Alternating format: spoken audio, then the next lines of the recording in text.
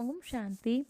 1970 की अव्यक्त मुरली की श्रृंखला में ये मुरली है 22/1/70 22 ऑफ जनवरी 1970।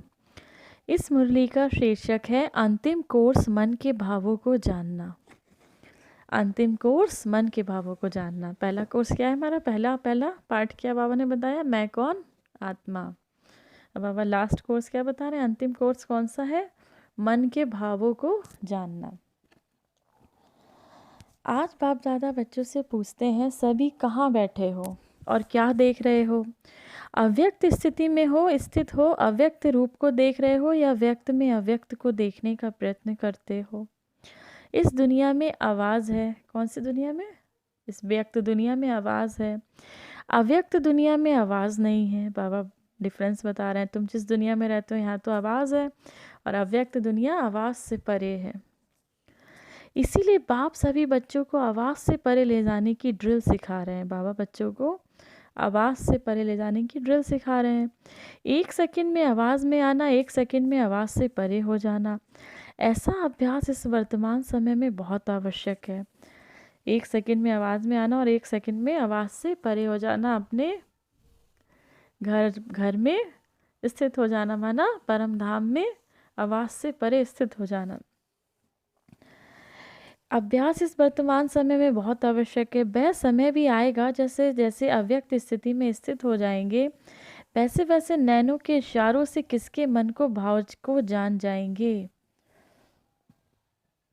जितना जितना अंतर्मुखी, जितना जितना अव्यक्त स्थिति में, माना बाड़ी के परे स्थिति में स्थित होते जाएंगे, उतना आप किसी भी आत्मा को परख सकेंगे जो भी आपके सामने आएगी, और दूसरों के मन के भावों को जान पाएंगे।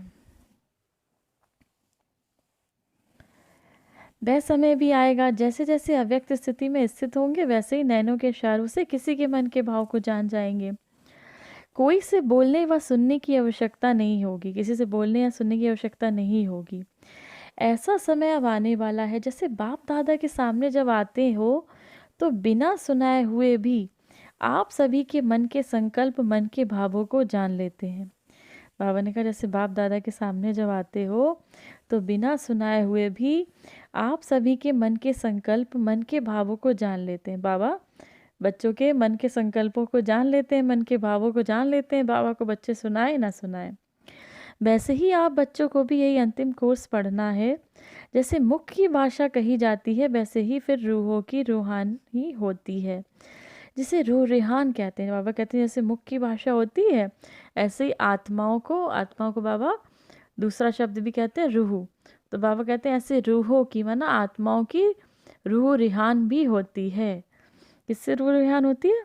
आत्माओं की। बाबा से, आत्मा की परमात्मा से, यानी आत्मा की परमात्मा से रूह रिहान होती है। जिसे रूह रिहान कहते हैं। तो रूह भी रूह से बातें करते हैं। बाबा ने कहा रूह भी रूह से बातें करते हैं, माना आत्मा भी आत्मा से बातें करते हैं। लेकिन कैसे? क्या रूहों की बातें मुख से होती हैं? क्या आत्माओं की बातें मुख से होती हैं? जैसे जैसे रूहानी स्थिति में स्थित होते जाएंगे, जैसे जैसे आत्मिक स्थिति में स्थित होते जाएंगे, वैसे वैसे रूह की बात को ऐसे ही सहज स्पष्ट जान लेंगे। जैसे इस दुनिया में मुख द्वारा वर्णन करने से एक दो के भावों को जानते हो, तो इसके लिए किस बात की धारणा की आवश्यकता है? विशेष इस बात की आवश्यकता है जो सदैव बुद्धि की लाइन क्लियर हो।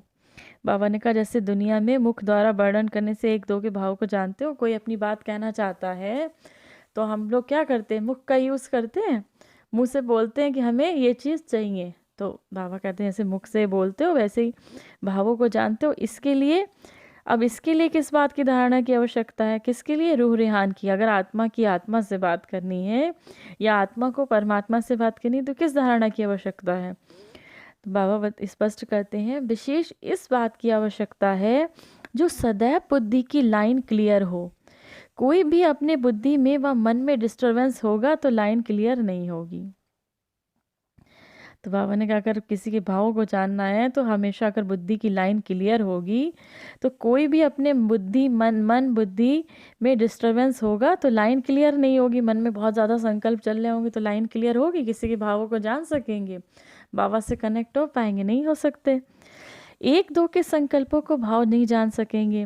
लाइन क्लियर ना होने के कारण अपने संकल्पों की मिक्सचैरिटी हो सकती है।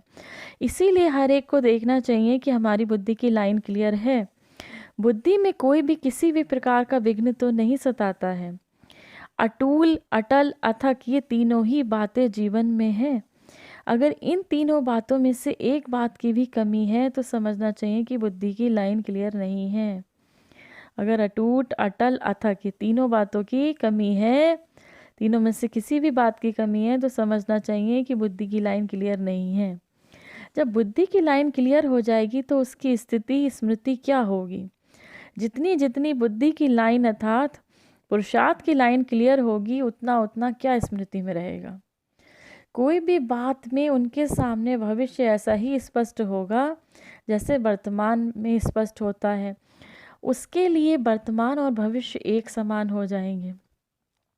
जैसे आजकल साइंसदानों ने कहाँ कहाँ की बातों को इतना स्पष्ट दिखाया है, जो दूर की चीज़ भी नज़दीक नज़र आती है। इसी रीति से जिनका पुरुषार्थ क्लियर होगा, उनके भविष्य की हर बात दूर होते भी नज़दीक दिखाई पड़ेगी।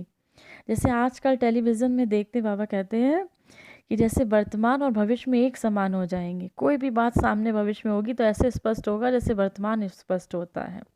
अगर लाइन क्लियर होगी तो जैसे वर्तमान में चीज़ें स्पष्ट होती हैं, अभी क्या किया हमने, ये पता है अभी हम क्या कर रहे हैं, ऐसे ही आपके भविष्य की बातें यानी फ्यूचर की बातें स्पष्ट होंगी। क्या होने वाला है, इतना अंदर से इंट्यूशन हो जाएगा कि क्या होने वाला है, क्यों, कैसे होने वाला है। तो अंदर से कहते हैं ना, कभी कभी हमें इस चीज़ का आभास हो रहा था। जब जब आपकी स्थिति बहुत अच्छी हो जाती, बुद्धि की लाइन क्लियर होती है, तो लगता है पहले से ही चीज़ें पता कर होना शुरू हो जाती हैं, अंदर से इंट्यूशन होना शुरू हो जाते हैं। हाँ, इस चीज़ का आभास हो रहा था, ऐसा होने वाला है।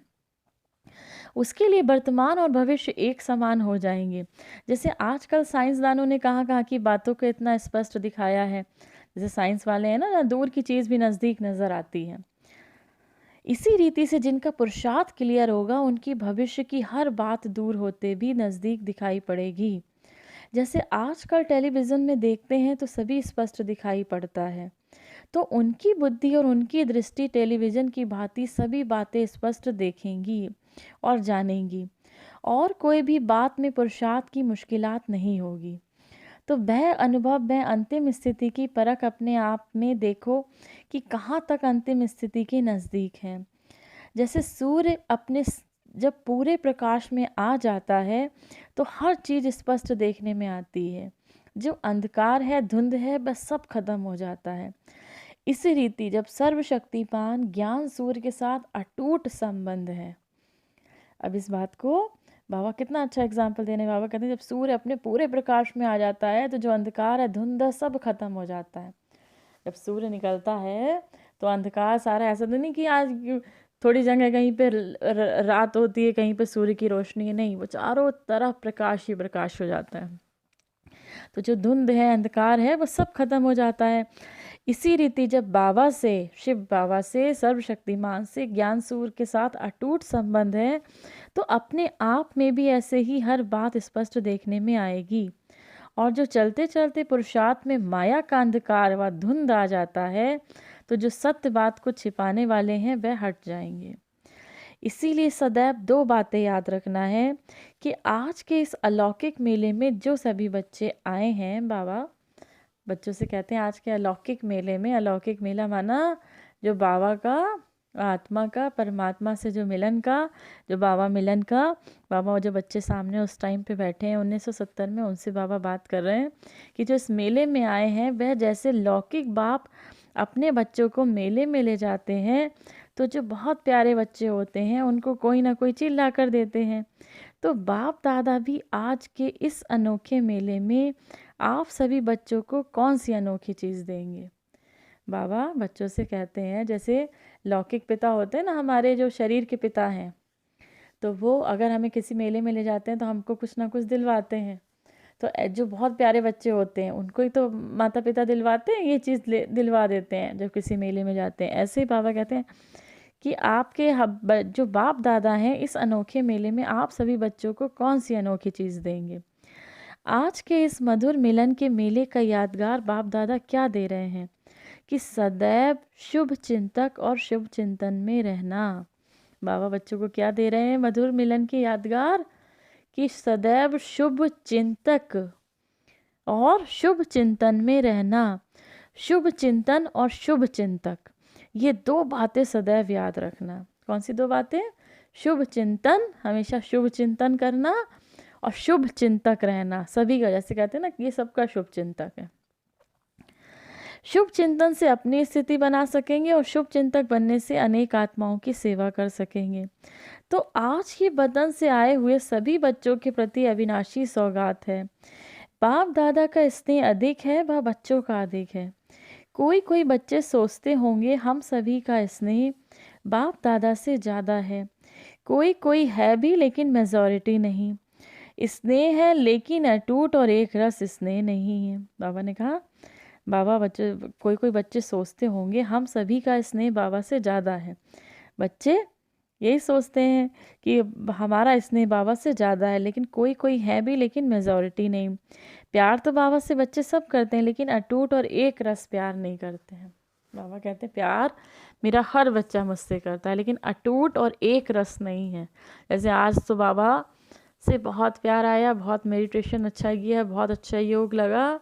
नेक्स्ट डे किसी उलझन में फंस गए, या किसी ऐसी परिस्थिति में आ गए, या कहीं चले गए किसी जगह पर ऐसा, या देह के अभिमान में आ गए, या देह के संबंधियों में आ गए, तो क्या होगा? बाबा से स्नेह टूट जाता है। तो बाबा कहते हैं स्नेह एक रस नहीं रहता। तीसरे दिन फिर बाबा याद आए, तो स्नेह एक रस नहीं रहता। बच्चों का स्नेह रूप बदलता बहुत है, बाप दादा का स्नेह अटूट और एक रस रहता है। तो अब बताओ किसका स्नेह ज़्यादा है? बाप दादा बच्चों को देखते हैं तो त्रिनेत्री होने से तीन रूप देखते हैं। बाबा ने कहा, बाप दादा बच्चों को देखते हैं तो त्रिनेत्री होने से तीन रूपों को देखते हैं। वह कौन से तीन रूप हैं? जैसे आप बच्चे बाप को तीन रूप में देखते हो तो वह सभी जानते हैं, लेकिन बाप बच्चों के तीन रूप कौन से देखते हैं?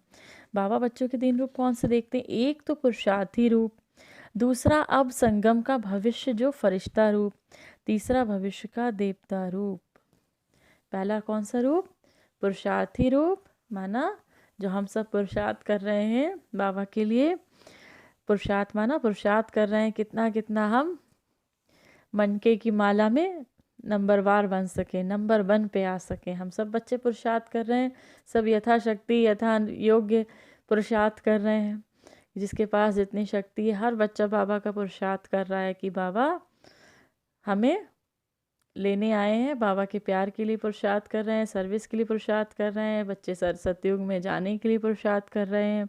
तो बाबा कहते हैं एक तो मैं पुरुषार्थी रूप देख रहा हूँ, पुरुषार्थी माना मेहनत का रूप, जो बच्चे मेहनत करते हैं बाबा को। दूसरा अब संगम का भविष्य जो फरिश्ता रूप है, जो हमारा फरिश्ता रूप है। तीसरा भविष्य देवता रूप, बाबा ने कहा तीसरा जो देवता रूप, जो सतयुग में देवता सब बच्चे बाबा के बनेंगे। हर बच्चा बाबा का सतयुग में कोई ना कोई देवता बनेगा। तो तीनों का साक्षात्कार होता रहता है। तीनों ही रूप एक एक ऐसे स्पष्ट देखने में आते हैं जैसे वर्तमान में ये देह का रूप इन आँखों से स्पष्ट देखने में आता है। इस रीति दिव्य नेत्र द्वारा ये तीनों रूप स्पष्ट देखने में आते हैं। जैसे इन आँखों से देखी हुई चीज़ का वर्णन करना सहज होता है ना, सुनी हुई बातों का वर्णन करना कुछ मुश्किल होता है। कहते हैं ना, आँखों देखा मानो कानों सुना नहीं। तो बाबा कहते हैं जो आँखों से देखते हो उसका वर्णन करना सहज होता है, जो सुना हुआ है वो सहज मुश्किल होता है। लेकिन देखी हुई बात का वर्णन करना सहज होता है और स्पष्ट होता है। तो इन दिव्य नेत्रों व अव्यक्त नेत्रों द्वारा हर एक के तीन रूप भी इतने सहज वर्णन करना होता है। वैसे ही आप सभी को भी एक दो के ये तीनों रूप देखने में आएंगे। अभी यथा योग्य यथा शक्ति, बाबा कहते हैं ऐसे जैसे बाबा देख लेते हैं ना तीनों रूप, ऐसे आप सभी को भी एक दो के तीनों रूप देखने में आएंगे। लेकिन यथा योग यथा शक्ति है, जिसके पास जितनी शक्ति है उस अनुसार देख पाएंगे। लेकिन कुछ समय के बाद ये यथाशक्ति शब्द भी खत्म हो जाएगा और हर एक अपने अपने नंबर प्रमाण संपूर्णता को प्राप्त हो जाएंगे। तो बाप दादा आप सभी के संपूर्ण मुखड़े को देखते हैं। संपूर्णता नंबरवार होगी। माला के 108 मन के जो हैं तो नंबर 1 मन का और 108वां मन का दोनों ही संपूर्ण कहेंगे कि नहीं।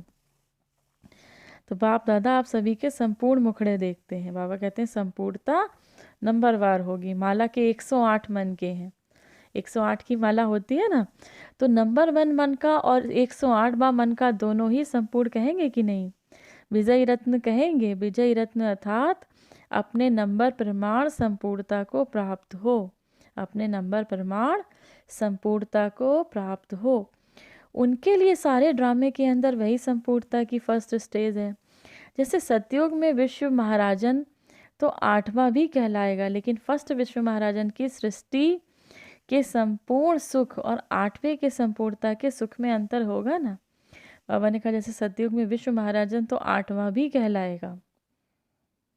8 जन्म सतयुग में हम सभी के 8 जन्म होंगे, और जो विश्व महाराजन होगा, जो पूरे सतयुग का महाराज होगा, महाराजा होगा, जो लक्ष्मी नारायण होंगे, तो बाबा ने कहा वो तो पहला ही नंबर पे होगा ना। पहले में और 8वें में कुछ तो डिफरेंस हो ही जाता है, तो फर्स्ट तो अंतर तो फर्स्ट का होगा। वैसे ही यहाँ भी हर एक अपने अपने नंबर प्रमाण संपूर्णता को प्राप्त हो रहे हैं। इसीलिए बाप दादा संपूर्ण स्टेज को देखते रहते हैं, वर्तमान समय के पुरुषार्थ को देखते रहते हैं, क्या है, क्या बनने वाले हैं। आपने पूछा ना कि वतन में क्या बैठ करते हो, यही देखते रहते हैं। बाबा बच्चों से कहते हैं कि बच्चे पूछते हैं बाबा वतन में आप क्या करते हो बैठ के, तो बाबा यही देखते रहते हैं किस बच्चे का कितना संपूर्ण रूप बना, यही देखते रहते हैं और अव्यक्त सहयोग देने की सर्विस करते हैं। सभी समझते हैं कि बाप दादा वतन में पता नहीं क्या बैठे करते होंगे, लेकिन सर्विस की स्पीड साकार वतन से भी वहाँ तेज़ है, क्योंकि यहाँ तो साकार तन का भी हिसाब साथ है ना। अब तो इस बंधन से भी मुक्त है, अपने प्रति नहीं सर्व आत्माओं के प्रति है। जैसे इस शरीर को छोड़ना और शरीर को लेना यह अनुभव सभी को है, वैसे ही जब चाहो तब शरीर का भान बिल्कुल छोड़ अशरीरी बन जाना, और जब चाहो तब शरीर का आधार लेकर कर्म करना ये अनुभव है। बाबा ने कहा जैसे शरीर को छोड़ना और शरीर को लेना ये अनुभव सभी को है ना, वैसे ही जब चाहो तब शरीर का भान छोड़कर अशरीरी बन जाना, जब चाहो तब शरीर का आधार लेकर कर्म करना ये अनुभव है। इस अनुभव को अब बढ़ाना है। बिल्कुल ऐसे ही अनुभव होगा जैसे कि स्थूल होना चोला अलग है और चोले को धारण करने वाली आत्मा अलग है। ये अनुभव अब ज़्यादा होना चाहिए। सदैव यही याद रखो कि अब गए कि गए, सदैव यही याद रखो। एक मुरली में बाबा ने कहा है ना कि पुरुषार्थ बहुत अच्छा कर सकोगे जब अपने आप को ये समझोगे कि हम सब अब हम यहाँ मेहमान हैं, हम यहाँ ज़्यादा दिन के लिए नहीं हैं, हम तो सिर्फ यहाँ इस धरती पे मेहमान हैं। तो आप बहुत अच्छे से पुरुषार्थ कर सकोगे। आज बाबा क्या कहते हैं, ये याद रखो कि अब गए कि गए, हर घड़ी को अंतिम घड़ी समझो। सिर्फ सर्विस के निमित्त शरीर का आधार लिया हुआ है, लेकिन जैसे ही सर्विस समाप्त हुई वैसे ही अपने को एकदम हल्का कर सकते हैं। जैसे आप लोग कहीं पर भी ड्यूटी पर जाते हो तो फिर वापस घर आते हो तो अपने को हल्का समझते हो ना, ड्यूटी की ड्रेस बदलकर घर की ड्रेस पहन लेते हो। वैसे ही सर्विस प्रति ये शरीर रूपी वस्त्र का आधार लिया है। बहुत अच्छी बात बाबा एग्जाम्पल दे रहे हैं। जब किसी ऑफिस जाते हैं, किसी ड्यूटी पे जाते हैं तो क्या होता है, कपड़े पहन के जाते हैं और फिर जब घर वापस आते हैं तो चेंज कर देते हैं, अपने आप को हल्का करते हैं, भाई अब अपने घर की ड्रेस पहन लें। ऐसे ही बाबा ने कहा सर्विस प्रति ये शरीर रूपी वस्त्र का आधार लिया है। शरीर को क्या समझना है, इसे वस्त्र की तरह हमने पहना है। फिर जब सर्विस समाप्त हो जाएगी, फिर जाना सर्विस समाप्त हो जाएगी तो फिर इन वस्त्रों के बोझ से हल्के और न्यारे हो जाने का प्रयत्न करो। 1 सेकंड में चोले से अलग कौन हो सकेंगे, अगर टाइटनेस होगी तो अलग हो नहीं सकेंगे, अगर कड़े संस्कार होंगे तो अलग हो नहीं सकेंगे। कोई भी चीज़ अगर चिपकी हुई हो तो उसको खोलना मुश्किल होता है, हल्के होने से सहज ही अलग हो जाता है। वैसे ही अगर अपने संस्कारों में कोई इजीपन नहीं होगा, सरलता नहीं होगी, तो फिर अशरीरी का अनुभव कर नहीं सकेंगे। सुनाया था ना कि क्या बनना है, इजी और अलर्ट। ऐसा भी नहीं कि ऐसे इजी रहो जो माया भी इजी आ जाए। बाबा ने कहा बच्चों को सुनाया था ना कि इजी और अलर्ट रहना है। इजी माना सरल सरल रहना है, अलर्ट माना, अलर्ट कहते हैं बिल्कुल एकदम अलर्ट रहो, अटेंशन रखो, ध्यान दो। अलर्ट माना ध्यान रखना। तो बाबा ने कहा इतने भी इजी मत बन जाना, इतने भी सरल मत हो जाना कि माया भी इजीली आ जाए, माया भी इजीली आ जाए, माया भी बहुत सरलता से प्रवेश कर जाए। अलर्ट रहना है साथ में। तो कोई समय इजी रहना पड़ता है, कोई समय अलर्ट रहना पड़ता है। तो इजी और अलर्ट ऐसे रहने वाले ही इस अभ्यास में रह सकेंगे। बाप दादा बच्चों को नया नहीं देख रहे हैं, क्योंकि जबकि तीनों ही कालों को जानते हो तो नया कैसे कहेंगे।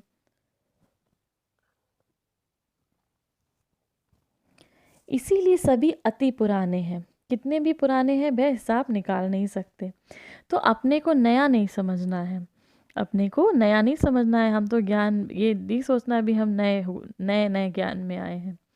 माना हमने तो 5,000 साल पहले भी बाबा से ज्ञान लिया था, अब फिर से ज्ञान बाबा से ले रहे हैं। अति पुराने हैं और वही पुराने अब फिर से अपना हक लेने के लिए आए हैं। यह नशा सदैव कायम रहे।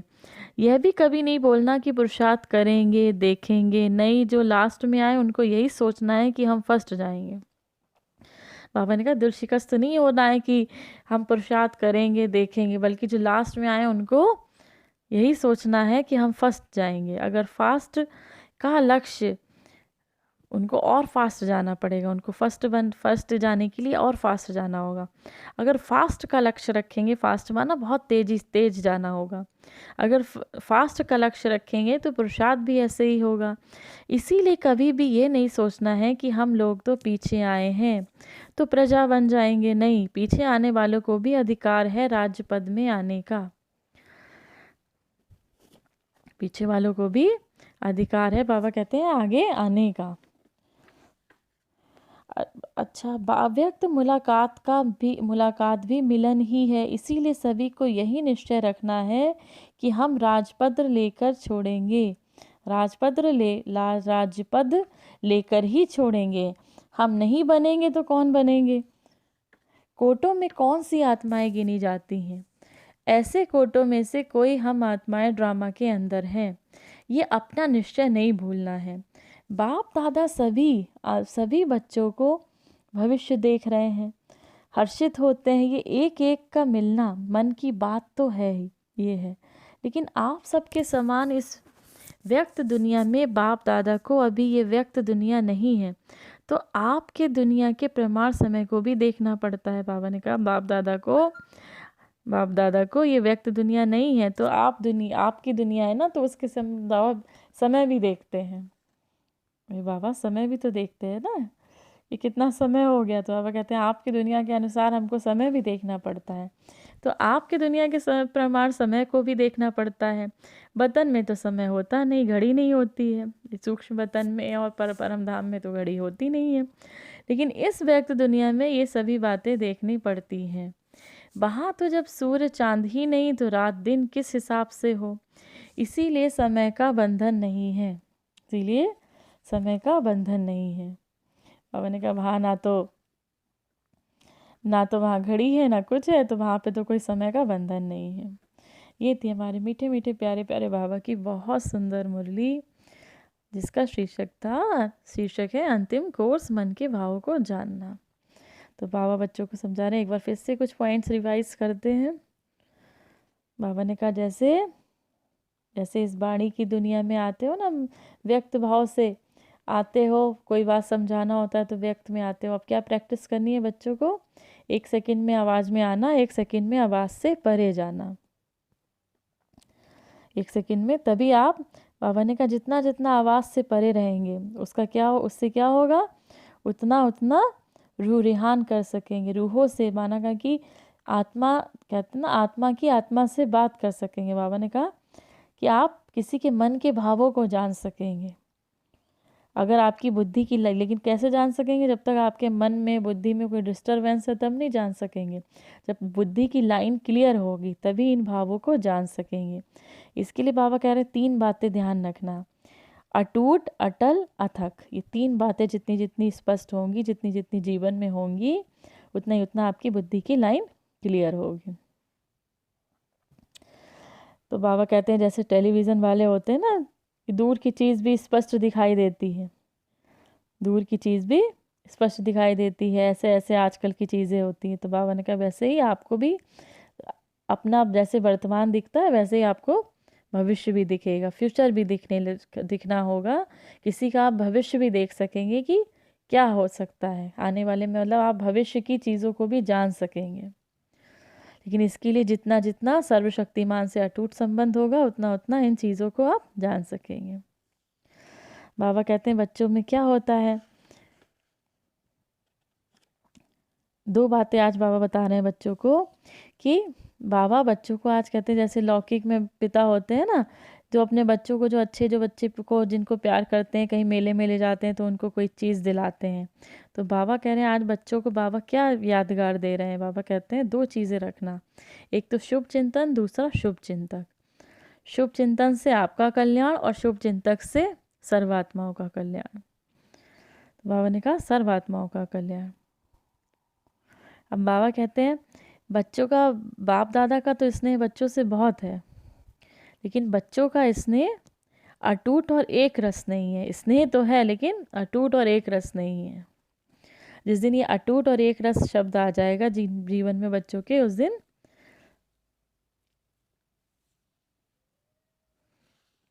बच्चों की स्थिति, मन के भावों को भी जान सकेंगे, बुद्धि की लाइन भी क्लियर हो सकेगी। और बाबा का कहते हैं ना, बाबा दिल तख्त नशीन बच्चे हैं। तो दिल तख्त नशीन बच्चे कौन से हैं? जिनका अटूट और एक रस स्नेह है बाबा से।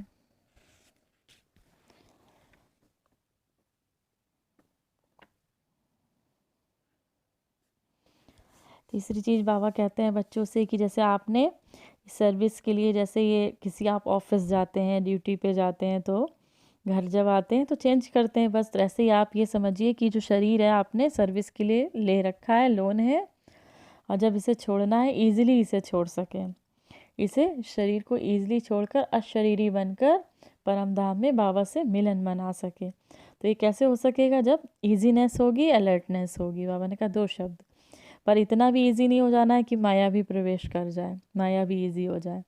तो अलर्ट रहना है कि माया का कोई हमारे ऊपर किसी तरह का प्रभाव ना पड़े। तो बाबा ने कहा 2 शब्द याद रखना, इजी और अलर्ट।